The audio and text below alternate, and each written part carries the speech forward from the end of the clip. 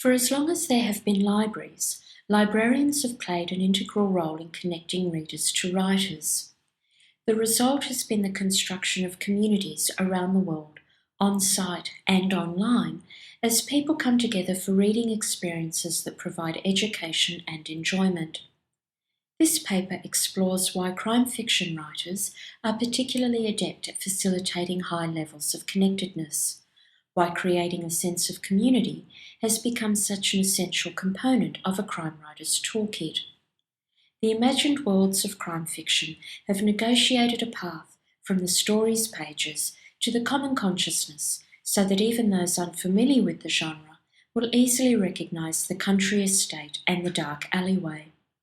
Readers also recognise the victims, villains, and vast array of sleuths that make their way through these tales of greed, lust, revenge, and murder.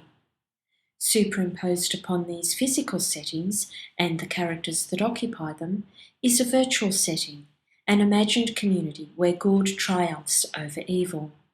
Thus, crime fiction writers reduce the distance between the world that is lived and the world imagined, ensuring the genre does more than entertain. It generates important conversations around connectedness and the types of communities we want to build. This paper also examines, with a focus on the British and American crime fiction traditions, how librarians are able to assist in facilitating connections between crime fiction readers and writers, as well as between readers and other readers.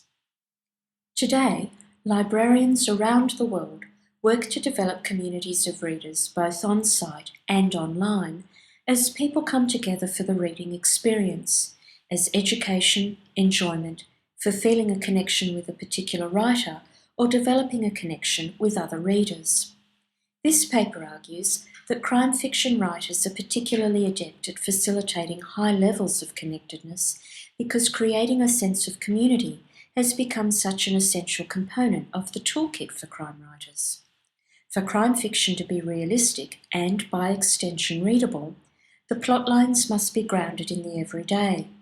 The motives for and the methods of murder can be as complex as the writer desires, but the reader needs to be able to connect these thoughts and deeds with the world they occupy.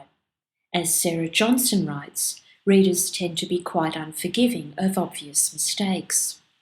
Crime fiction writers have, therefore, become very good at documenting rural and metropolitan landscapes in detail, from the availability of certain products to bus and train timetables, to the floor plans of local hotels or world-famous buildings. These physical settings are, of course, populated by the familiar. Readers recognise the victims. We recognise, too, many of those who make their way through these tales to bring criminals to justice. We have seen it all before: the character flaws, the determination and the toughness, the loner and the team player, and the desire to make the world a better place, one incarceration at a time. It is the almost never-ending array of detectives that define crime fiction. Not only is a text identified as crime fiction through the occurrence of a crime and the detailing of the efforts of an amateur or a professional sleuth to solve that crime, but through an expectation on the part of the reader that the writer will ensure that ultimately, through the detective, the mystery will be fully explained. These resolutions are superimposed upon a variety of physical settings and the characters that occupy them in the form of a virtual setting, an imagined community where good triumphs over evil. Thus, crime fiction writers reduce the distance between the world that is lived and the world that is imagined, ensuring the genre is more than entertainment. It generates important conversations around connectedness and the types of communities we want to live in. Crime fiction is, perhaps, our most important type of literature. It routinely examines what it means to be human and how complex humans are. Stories of murders and those who solve them comment on what drives some people to take a life and others to avenge the life that is lost. The New South Wales Readers Advisory Working Group is a collaborative effort between the State Library of New South Wales, located in Sydney, Australia, and public libraries across the state. The working group was formed in 2005 with the aim of connecting the right reading to the right reader. One of the major activities of the working group is the annual symposium, the first of which was in 2008, which brings together specialist speakers on a particular genre and Readers Advisory Services librarians working in public libraries. Each symposium has focused on a single area of reading. The annual symposium is an incredibly popular component of the working group's calendar and is supplemented by online activities. Utilising the idea of community, the working group develops a year-long program that looks at a different genre each month. Through the working group's website, different genres are explored through guest bloggers who have an expertise or an interest in a particular type of fiction or non-fiction, and reading lists are constructed to assist librarians and members of the general public. A key component of the working group's program is the Twitter reading group.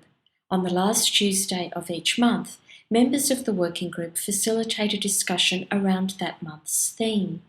In April 2013, the theme is crime, and the Twitter reading group will use these hashtags. Thus, the sense of community is actualised through the online conversations generated around individual reading experiences. These interactions connect individual experiences to the experiences of a broader collective through social media. This reimagination of the traditional book club facilitates the participation of readers not able to attend a physical location at a predetermined time and be a part of the conversation. This paper also examines, with a focus on the British and American crime fiction traditions, how librarians are able to assist in producing connections between crime fiction readers and writers, as well as between readers and other readers. This is done through the outlining of different communities of crime fiction writers and readers, those that produce and consume particular forms of crime fiction. For hundreds of years, crime fiction has generated a rich collection of short stories, novels, and plays. The genre continues to be popular, and today nearly 1 in every 3 new books written in English falls within the crime fiction category. The taxonomy of crime fiction is a consolidation of commonly used crime fiction terminology and a reduction of long and complex definitions into short and straightforward descriptions. The chart, created as part of a doctoral thesis undertaken at Central Queensland University, utilises 3 horizontal bands to highlight the 3 key eras of the genre's development, the 18th, 19th and 20th centuries, in addition to deploying a series of boxes, each of which looks at one subgenre or one community of crime fiction. The result is a chart that offers a new way to look at a rich and diverse genre in its historical context. Some texts will slot neatly into one of the boxes on display, but there will always be instances where the lines are blurred. A police procedural may be written in the hard-boiled style, while a forensic procedural may also be violent crime. Some subgenres could be split further, with the thriller being classified more specifically as a legal thriller, political thriller, or religious thriller. The purpose of reproducing this taxonomy here is to assist librarians and their clients in navigating the vast terrain of crime fiction. In keeping with this paper's theme of communities of crime fiction readers, this taxonomy can be read as a map. There are suburbs or villages where readers will feel most comfortable, most at home, such as the whodunit. There are other places which readers may only wish to visit for a short time, such as the police procedural, while yet other places may only want to be travelled to with friends, such as violent crime. The descriptions and examples given here are necessarily brief. More detail can be found in my formal paper. Gothic fiction and the mystery. In the 18th century, the mystery story increased in popularity alongside Gothic fiction, sometimes referred to as horror or paranormal fiction. These early tales are very different from modern crime novels. They do, however, provide insights into how crime fiction has grown into the genre it is today, as they give early sketches of the characters and stories that would become outlines for later writers to flesh out into the complex personality and plots seen in the 20th century. The Newgate calendar and the Newgate novel. The Newgate calendar emerged in the mid-18th century to provide accounts of the crimes and the trials of celebrated criminals of the day. It sold in unprecedented numbers, showing a fascination with crime is not a recent phenomenon. From the calendar came the Newgate novel, which is popular today as shown by the ever-increasing market for the accounts of actual crimes, described as a juggernaut in publishing. Sensation fiction. Sensation fiction is particularly useful in understanding the importance of crime fiction because it demonstrates how the genre has the capacity to tap into the social fears of the day. Today, violent death, the key incident in many modern crime novels, generates great fear in our society. For the first readers of sensation novels, it was fraud and forgery and those crimes, threatening personal reputations and the class system, which generated cultural anxieties. The locked room and the whodunit. The locked room deals with crimes that are apparently impossible to solve.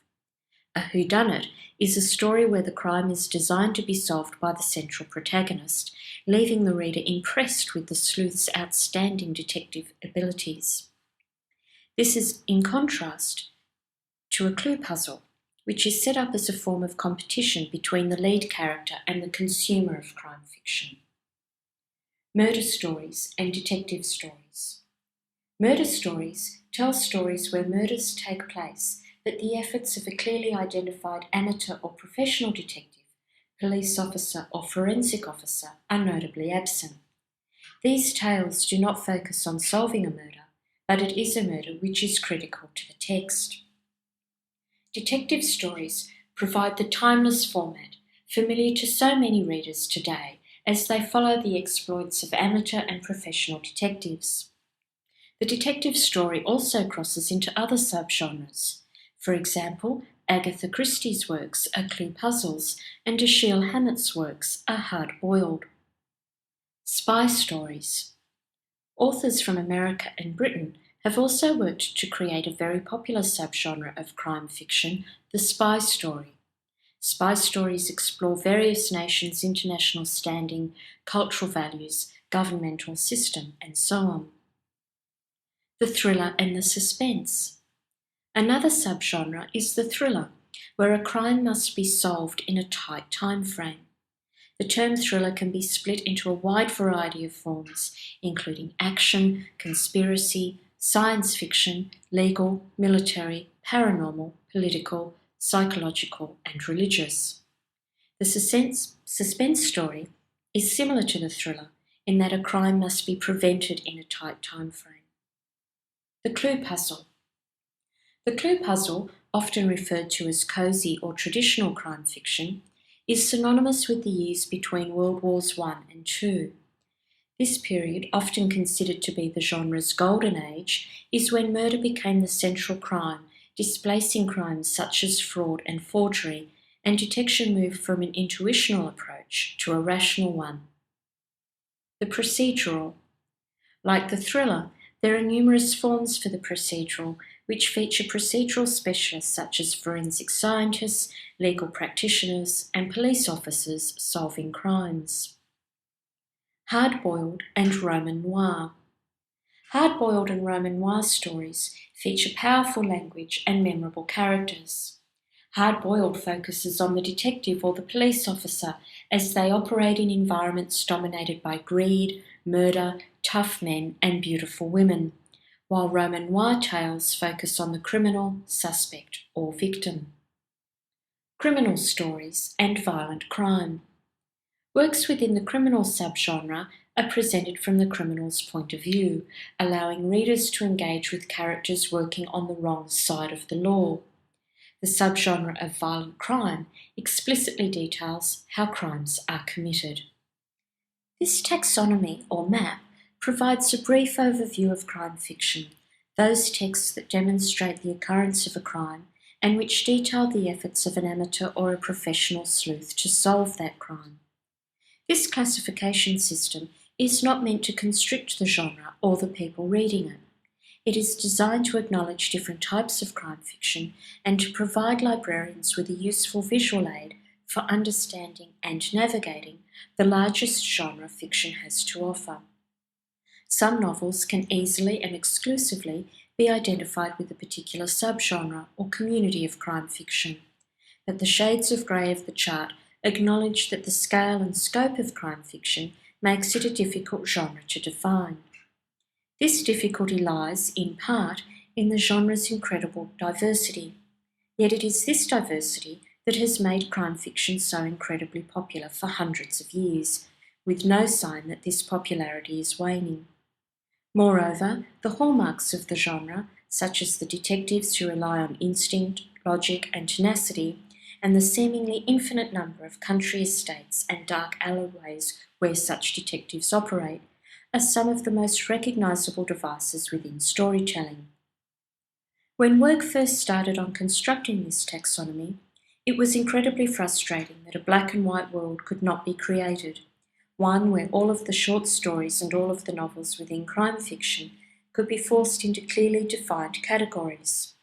Now that there has been time to reflect on the process of drawing up this chart, it is, perhaps, quite fitting that there are so many shades of grey, and that the genre itself should be crime fiction's greatest unsolved case, a map of crime fiction communities that continue to change and grow.